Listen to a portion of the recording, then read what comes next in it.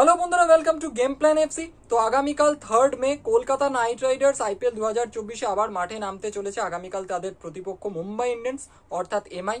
তো সেই ম্যাচ নিয়ে এই ভিডিওতে কিছু কথা বলবো, সেই ম্যাচটার একটা ছোট ম্যাচ প্রিভিউ করার চেষ্টা করব নিজের মতো করে। তো ভিডিওটা বেশ ইন্টারেস্টিং হতে চলেছে, ভিডিওটা একেবারে স্কিপ না করে শেষ পর্যন্ত দেখতে থাকো।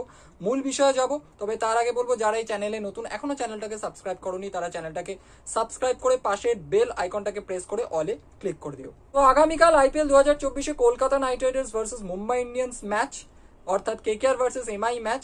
লাস্ট কয়েকটা ম্যাচ কলকাতা নাইট রাইডার্স নিজেদের হোম গ্রাউন্ড অর্থাৎ ইডেন গার্ডেন্সে খেলেছে পর পর। তো আবারও অনেক দিন পর কেকেআর একটা অ্যাওয়ে ম্যাচ খেলতে নামবে আগামীকাল মুম্বাই ইন্ডিয়ান্সের এগেনস্টে। ম্যাচটা ভীষণ ইম্পর্টেন্ট ম্যাচ, দুটো টিমের জন্যই বেশ একটা হাড্ডাহাড্ডি ম্যাচও হবে। মুম্বাই ইন্ডিয়ান্সের জন্য কিন্তু ম্যাচটা বেশ গুরুত্বপূর্ণ, কারণ এই মুহূর্তে আইপিএল 2024-এর পয়েন্টস টেবিলে মুম্বাই ইন্ডিয়ান্স অনেকটা তলার দিকে রয়েছে, 9th পজিশনে রয়েছে। তারা 10টা ম্যাচ এখনো পর্যন্ত এই আইপিএলে খেলেছে এবং তাদের পয়েন্ট সংখ্যা 6। তো এই আইপিএলে যে লিগের 4টে ম্যাচ বাকি রয়েছে মুম্বাই ইন্ডিয়ান্সের, সেই 4টে ম্যাচ যদি তারা জিতেও যায়, তারা কিন্তু সর্বোচ্চ 14 পয়েন্ট পর্যন্তই পৌঁছতে পারবে। বাট আমার মনে হয় 14 পয়েন্ট নিয়ে এবারের আইপিএলে কোনো দল প্লে অফসে পৌঁছতে পারবে না, আমার যতটা মনে হয়। এবার কালকে অর্থাৎ আগামীকাল যদি কেকেআর এর এগেনস্টে মুম্বাই ইন্ডিয়ান্স হেরে যায়, তাহলে তারা সেই 14 পয়েন্ট পর্যন্তও পৌঁছতে পারবে না। তো ভীষণ খারাপ আইপিএল এখনো পর্যন্ত গেছে এবারে মুম্বাই ইন্ডিয়ান্সের জন্য। আইপিএল 2024 শুরু হওয়ার আগে কিন্তু মুম্বাই ইন্ডিয়ান্স দলটাকে বেশ শক্তিশালী লাগছিল, তাদের ব্যাটিং ডিপার্টমেন্ট, বোলিং ডিপার্টমেন্ট দুটোই কিন্তু খুব ভালো লাগছিল। বাট আইপিএল শুরু হওয়ার পরে কিন্তু তাদের সেই ভালো পারফরমেন্স আমরা দেখতে পাইনি এখনো পর্যন্ত। অপরদিকে কলকাতা নাইট রাইডার্স আইপিএল 2024-এ এখনো পর্যন্ত বেশ ভালো ক্রিকেট খেলেছে। তারা এই মুহূর্তে আইপিএল 2024-এর পয়েন্টস টেবিলে সেকেন্ড স্পটে রয়েছে, সেকেন্ড পজিশনে রয়েছে। তারা 9টা ম্যাচ এখনো পর্যন্ত খেলেছে, 6টায় জয়লাভ করেছে, তাদের 9 ম্যাচে 12 পয়েন্ট রয়েছে এই মুহূর্তে। আর দুটো ম্যাচ জিতে যেতে পারলেই 16 পয়েন্টে তারা পৌঁছে যাবে। তাদের এখনো 5টা ম্যাচ বাকি রয়েছে এবারের আইপিএল এর লিগে। তো সেই 5টা ম্যাচের মধ্যে যদি তারা দুটো ম্যাচ জিতে যায়, তাহলে তারা 16 পয়েন্টে পৌঁছে যাবে। এবং আমার মনে হয় 16 পয়েন্ট নিয়ে কলকাতা, যেহেতু রান রেটটা খুব ভালো রয়েছে, তারা হয়তো এবারের আইপিএল এর প্লে অফসে পৌঁছে যাবে। তবে আমার মনে হয় সেখানে 3টে ম্যাচ জিতে একেবারে শিওর হয়ে যাওয়াটা বেটার। সেক্ষেত্রে তাদের 3টে ম্যাচ জিতলে 18 পয়েন্ট হয়ে যাবে এবং 18 পয়েন্ট নিয়ে কেকেআর ইজিলি কিন্তু এবারের প্লে অফসে পৌঁছে যাবে, এটা বলাই যায়। তবে কেকেআর এর আমার মনে হয় মেন লক্ষ্য কিন্তু থাকবে এবারের আইপিএল এর পয়েন্টস টেবিলে প্রথম দুয়ের মধ্যে ফিনিশ করা। তো দেখা যাক সেটা তারা করতে পারে কিনা। আগামীকালকের ম্যাচটার আগে কলকাতা নাইট রাইডার্স দলের জন্য একটা খারাপ খবর অবশ্যই রয়েছে। কেকেআর লাস্ট যে ম্যাচটা খেলেছিল এবারের আইপিএল এর ডিসির এগেনস্টে অর্থাৎ দিল্লি ক্যাপিটালসের এগেনস্টে, সেখানে আইপিএল এর কোড অফ কন্ডাক্ট ভায়োলেট করার জন্য হর্ষিত রানা কিন্তু আগামীকাল এমআই অর্থাৎ মুম্বাই ইন্ডিয়ান্সের এগেনস্টে ম্যাচটা খেলতে পারবেন না। একটা ম্যাচের সাসপেনশন তাকে দেওয়া হয়েছে হর্ষিত রানাকে, এবং 100% ম্যাচ ফি তার ফাইনও করা হয়েছে। তো এটা একটা বিরাট বড় ধাক্কা কলকাতা নাইট রাইডার্সের জন্য, কারণ এখনো পর্যন্ত যে কটা ম্যাচ হর্ষিত রানা খেলেছেন, ম্যাক্সিমাম ম্যাচেই তিনি কিন্তু ভালো বোলিং করেছেন, উইকেটও পেয়েছেন। তো আগামীকালকের ম্যাচে হর্ষিত রানা থাকতে পারছেন না, খেলতে পারবেন না কেকেআর এর হয়ে। তো সেই জায়গায় সম্ভবত চেতন সাকারিয়া বা সাকিব হোসেনের মতো কাউকে আমরা দেখতে পেতে পারি। আইপিএল 2024-এ এই দুটো প্লেয়ারই কিন্তু এখনো পর্যন্ত কোনো ম্যাচ খেলেনি। তো দেখা যাক কে খেলে, সম্ভাবনা বেশি চেতন সাকারিয়ার খেলার। দেখা যাক সাকিব হোসেনও খেলতে পারেন, সুয়শ শর্মাকেও খেলানো হতে পারে। তবে আমার মনে হয় স্পিনার কেকেআর আর খেলাবে না, কারণ তাদের দলে অলরেডি বরুণ চক্রবর্তী, সুনীল নারায়ণের মতো স্পিনার রয়েছে এবং মুম্বাইয়ের ওয়াংখেড়ে স্টেডিয়ামে খেলা, আমার মনে হয় সেখানে এক্সট্রা স্পিনারের খুব একটা দরকার পড়বে না হয়তো। দেখা যাক কেকেআর ম্যানেজমেন্ট কি করে। তবে আমার মনে হয় চেতন সাকারিয়া বা সাকিব হোসেনের মধ্যে কাউকে একটা সুযোগ দেওয়া উচিত আগামীকালকের ম্যাচে মুম্বাই ইন্ডিয়ান্সের এগেনস্টে। তো এবার যদি আগামীকাল যে ম্যাচটা রয়েছে কেকেআর ভার্সেস এমআই, সেই ম্যাচে কলকাতা নাইট রাইডার্স অর্থাৎ কেকেআর এবং মুম্বাই ইন্ডিয়ান্স অর্থাৎ এমআই, এই দুটো দলের প্রবাবল প্লেইং 11 কি হতে পারে অ্যাকর্ডিং টু মি, সেই নিয়ে কথা বলি। তো প্রথমেই যদি মুম্বাই ইন্ডিয়ান্স অর্থাৎ এমআই এই দলটাকে নিয়ে কথা বলি, তাদের প্রবাবল প্লেইং 11 কি হতে পারে আমার মতে। তো তারা যখন ব্যাট করবে, তো সেখানে তাদের প্লেইং 11 কিছুটা এরকম হতে পারে: রোহিত শর্মা, ঈশান কিশন, সূর্যকুমার যাদব, তিলক বর্মা, হার্দিক পান্ডিয়া, নেহাল ওয়াধেরা, টিম ডেভিড, 7 জন হয়ে গেল। এরপর মোহাম্মদ নাবি আর রোমারিও শেফার্ড, আমার মনে হয় নাবি হয়তো শুরু করবেন।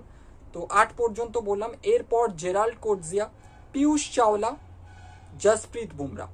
তো এই হলো প্লেইং 11 মুম্বাই ইন্ডিয়ান্সের যখন তারা ব্যাট করবে, এরকমই কিছুটা হতে পারে। এবং যখন তারা বল করতে আসবে তখন কিন্তু ইম্প্যাক্ট সাব রুলটাকে কাজে লাগিয়ে তারা একটা এক্সট্রা বোলারকে আনবে, ফরেন বোলারকে হয়তো আনবে। সেখানে নুয়ান তুষারার অপশন রয়েছে এমআই এর কাছে, লুক উডের অপশন রয়েছে, এছাড়াও অপশন রয়েছে তাদের কাছে।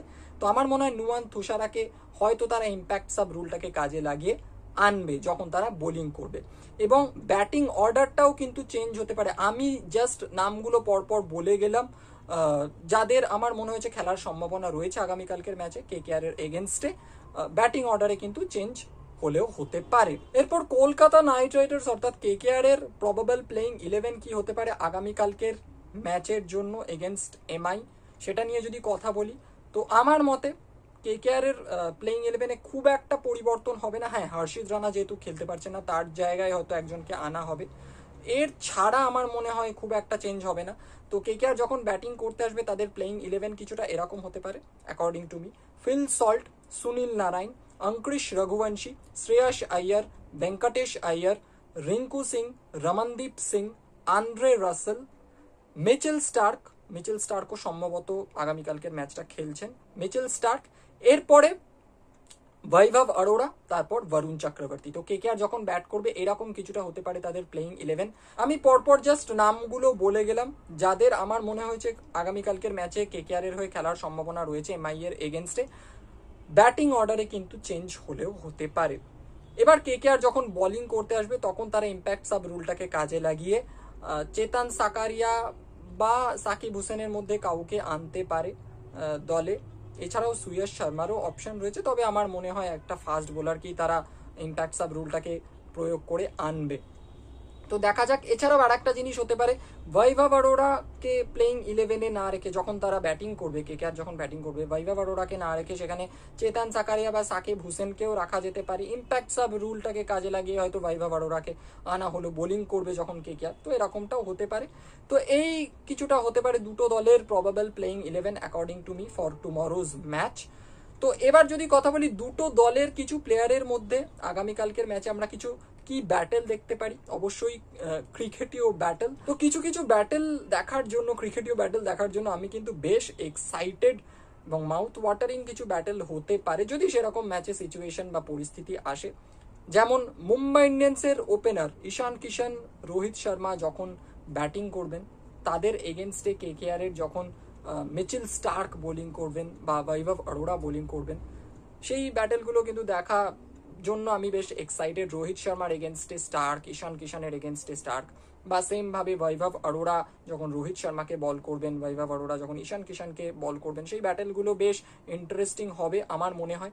এছাড়াও সূর্যকুমার যাদব এবং টিম ডেভিড তারা কিভাবে কেকেআর এর দুই স্পিনার সুনীল নারায়ণ এবং বরুণ চক্রবর্তীকে সামলান সেটাও দেখতে হবে। তো Varun Chakravarthy against Suryakumar Yadav, Varun Chakravarthy against Tim David, এই ব্যাটেলগুলো ইন্টারেস্টিং হবে। Sunil Narine against Suryakumar Yadav, Sunil Narine against Tim David, এই ব্যাপারগুলো কিন্তু ইন্টারেস্টিং হবে।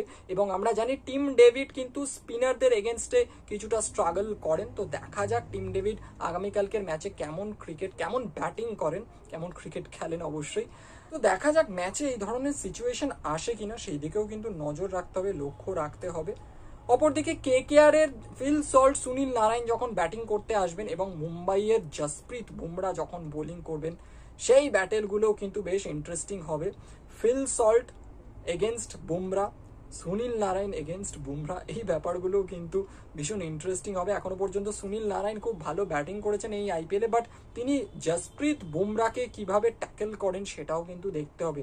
বুমরা কিন্তু ইয়র্কার স্পেশালিস্ট বলা যায়, তো সেই যদি ইয়র্কার তিনি করেন আগামীকালকের ম্যাচে সুনীল নারায়ণকে, তো সুনীল নারায়ণ সেই বলগুলোকে কেমনভাবে খেলেন সেগুলোও কিন্তু দেখতে হবে, সেগুলোও কিন্তু আমাদের ফোকাসে অবশ্যই থাকবে, আমার ফোকাসে তো থাকবেই।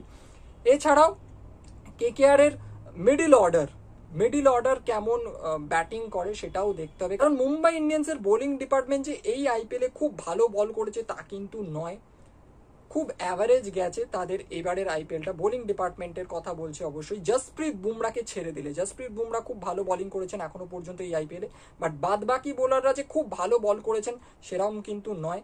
তো মুম্বাই ইন্ডিয়ান্সের বাকি বোলারদেরও কিন্তু দায়িত্ব থাকবে ভালো বল করার, এবং সেই সমস্ত বোলারগুলোকে কেকেআর কিভাবে হ্যান্ডেল করে ব্যাটিং করার সময় সেটাও কিন্তু আমাদের নজরে রাখতে হবে, সেটাও কিন্তু বেশ দেখার মতো ব্যাপার হবে। তো আগামীকালকের ম্যাচটা মুম্বাই ইন্ডিয়ান্সের হোম গ্রাউন্ড অর্থাৎ ওয়াংখেড়ে স্টেডিয়ামে হচ্ছে।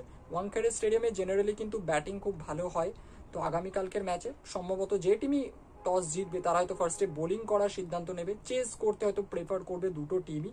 এবার দেখা যাক আগামীকালকের ম্যাচের জন্য কেমন পিচ রেডি করা হয়েছে, কোন পিচে খেলা হয়, সেই পিচে ব্যাটিং ভালো হয় নাকি বোলিং ভালো হয়, সেখানে ফার্স্ট ব্যাটিং করলে সুবিধা হবে নাকি ফার্স্ট বোলিং করলে সুবিধা হবে, সেটা অবশ্যই দুটো টিমের ক্যাপ্টেন ম্যানেজমেন্ট তারা ডিসাইড করবে। তারা তখন পিচটাকে দেখে ডিসাইড করবে যে সেই পিচে ফার্স্টে বল করা ভালো নাকি ব্যাট করা ভালো।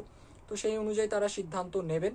তবে জেনারেলি মুম্বাই ইন্ডিয়ান্সের এই যে হোম গ্রাউন্ড ওয়াংখেড়ে স্টেডিয়াম, সেখানে কিন্তু ব্যাটিং বেশ ভালোই হয়, এবং আমার মনে হয় যদি সেই ধরনের পিচই হয় ব্যাটিং সহায়ক, তাহলে আমার মনে হয় যে কোনো টিমই টস জিতে ফার্স্টে বোলিং করার সিদ্ধান্ত নিতে পারে। কেকেআর এবং মুম্বাই ইন্ডিয়ান্স দেখে হয়তো তাদের এই মুহূর্তে আইপিএল এর পয়েন্টস টেবিলে মনে হবে তাদের মধ্যে অনেক ডিফারেন্স রয়েছে, বাট আমি মনে করি তারা এখনো তাদের ফুল পোটেনশিয়াল অনুযায়ী এই আইপিএল এ এখনো খেলতে পারেনি। বাট সলিড টিম মানতেই হবে, মুম্বাই ইন্ডিয়ান্স কিন্তু সলিড টিম। তাদের এই মুহূর্তে আইপিএল 2024-এর পয়েন্টস টেবিলে পজিশন দেখে কিন্তু তাদের জাজ করলে চলবে না। তো বেশ একটা ইন্টারেস্টিং ম্যাচ হবে।